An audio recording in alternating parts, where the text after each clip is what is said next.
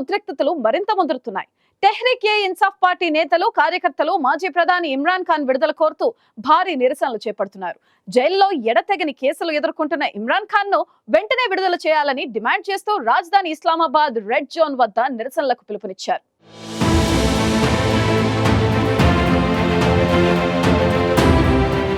Corona సమయంలో పెట్టినట్టుగా ఇప్పుడు మరోసారి పాకిస్తాన్ రాజధాని ఇస్లామాబాద్లో లాక్డౌన్ పెట్టారు. ప్రపంచంలో ఇప్పుడు ఎక్కడా కరోనా తీవ్రత లేదు. అలాంటప్పుడు మళ్ళీ లాక్డౌన్ ఎందుకు అనుకుంటున్నారా? ఇదేదో ఫేక్ న్యూస్ అని అనుమానిస్తున్నారా? ఎంత మాత్రం కానే కాదు. ఇస్లామాబాద్లో మళ్ళీ లాక్డౌన్ విధించారు. ఎవరూ బయట కనిపించొద్దని కఠిన ఆంక్షలు పెట్టారు. కానీ కారణం మాత్రం కోవిడ్ వైరస్ కాదు, రాజకీయ కారణాలతో ఇస్లామాబాద్లో లాక్డౌన్ పెట్టారు. పాకిస్తాన్ మాజీ ప్రధాని, మాజీ క్రికెటర్, తెహ్రీక్ ఏ ఇన్సాఫ్ పీటీఐ పార్టీ అధ్యక్షుడు ఇమ్రాన్ ఖాన్ ను జైలు నుంచి విడుదల చేయాలని డిమాండ్ చేస్తూ ఆ పార్టీ నాయకులు, ఆయన మద్దతుదారులు పెద్ద ఎత్తున నిరసన కార్యక్రమాలకు సిద్ధమయ్యారు.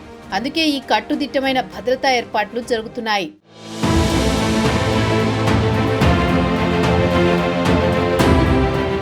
ఇప్పటికే ఆర్థిక సమస్యలు, ఉగ్రవాద దాడుల సమస్యలు ఎదుర్కొంటున్న దాయాది దేశం పాకిస్తాన్కు ఇప్పుడు మరో తలనొప్పి మొదలైంది.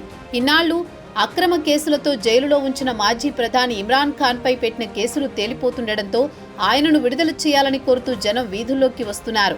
ఖాన్ అరెస్టును నిరసిస్తూ భారీ ర్యాలీ ప్రదర్శనలు చేస్తున్నారు. తాజాగా ఇస్లామాబాద్ లక్ష్యంగా ఇమ్రాన్ ఖాన్ విడుదలకు పోరాటం మొదలైంది. ఖైబర్ పఖ్తుంఖ్వా ముఖ్యమంత్రి అలీ అమీన్ సహా పీటీఐ నేతలు ఇమ్రాన్ మద్దతుదారులు డీ చౌక్ ప్రాంతం వద్దకు తరలించేందుకు పిలుపునిచ్చారు.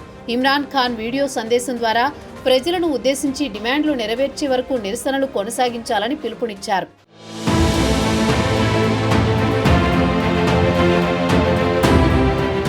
ఇప్పటికే పాకిస్తాన్ వ్యాప్తంగా ఇమ్రాన్ ఖాన్ విడుదల కోరుతూ భారీ నిరసనలు జరుగుతున్నాయి. ఈ క్రమంలో భద్రతా పరిస్థితులను దృష్టిలో ఉంచుకుని ఇస్లామాబాద్లో లాక్డౌన్ అమలు చేస్తున్నారు. జనం మధ్య కమ్యూనికేషన్ కారణంగా గొడవలు జరుగుతున్నాయన్న కారణంతో ఇస్లామాబాద్ నగరంలో మొబైల్ సేవలు నిలిపివేశారు. ఈ క్రమంలో పీటీఐ నేతల విడుదల, ఎన్నికల్లో అవకతవకలపై ప్రభుత్వ రాజీనామా వంటి డిమాండ్లను నిరసనకారుల ముందుంచారు. ఇస్లామాబాద్లో నాటకీయ పరిణామాల నేపథ్యంలో పోలీసు యంత్రాంగం అప్రమత్తమైంది. నిరసనకారులను అడ్డుకునేందుకు రాజధానికి వెళ్లే రహదారులను మూసివేశారు. పలు ప్రాంతాల్లో ఇంటర్నెట్ సేవలను రద్దు చేశారు. ఎవరికీ సమావేశాలు నిర్వహించేందుకు అనుమతి ఇవ్వడం లేదు. అల్లర్లు అరికట్టేందుకు నగరంలో బలగాలను మోహరించారు.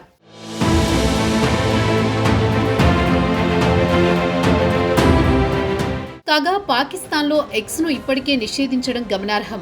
ఏ ప్రాంతాల్లో మొబైల్, ఇంటర్నెట్ సర్వీసులను రద్దు చేయనున్నారు, వాటిని తిరిగి ఎప్పుడు పునరుద్ధరిస్తారన్న దానిపై ప్రభుత్వం క్లారిటీ ఇవ్వలేదు. కాగా మాజీ ప్రధాని ఇమ్రాన్ ఖాన్ జైలు పాలై ఇప్పటికీ ఏడాది పూర్తయింది. అయినా ఇప్పటికీ ఇమ్రాన్ క్రేజ్ ప్రజల్లో ఏమాత్రం తగ్గలేదు. గతేడాది అల్ ఖాదిర్ ట్రస్ట్ కేసులో ఇమ్రాన్ ఖాన్ అరెస్టు తర్వాత పీటీఐ కార్యకర్తలు దేశవ్యాప్తంగా భారీ నిరసనలు చేపట్టారు. ఇమ్రాన్ ఖాన్ అరెస్టు రాజకీయంగానే కాకుండా సామాజికంగా కూడా తీవ్ర ప్రభావాన్ని చూపింది. పాకిస్తాన్లో శాంతి భద్రతలు పూర్తిగా క్షీణించాయి. ఎక్కడ చూసినా ఉగ్రదాడులు పెట్టరేగిపోతున్నాయి. పాకిస్తాన్లో శాంతిని పునరుద్ధరించడం, ప్రజాస్వామ్య వ్యవస్థను నిలుపుదల చేయడాన్ని ఎదుర్కొనేందుకు ఇమ్రాన్ ఖాన్ వంటి నాయకులను విడుదల చేయడం అవసరమని తెహ్రీక్ ఏ ఇన్సాఫ్ పార్టీ వాదిస్తోంది.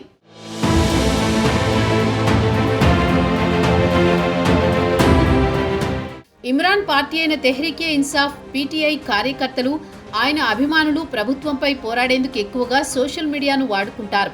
తాజాగా ఇమ్రాన్ విడుదలను డిమాండ్ చేస్తూ పీటీఐ కార్యకర్తలు ర్యాలీకి పిలుపునివ్వడంతో ప్రభుత్వం సోషల్ మీడియాను నిషేధించినట్లు సమాచారం.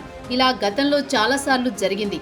ముఖ్యంగా వాట్సాప్ బ్యాక్ ఎండ్ను పూర్తిగా బ్లాక్ చేసినట్లు సమాచారం.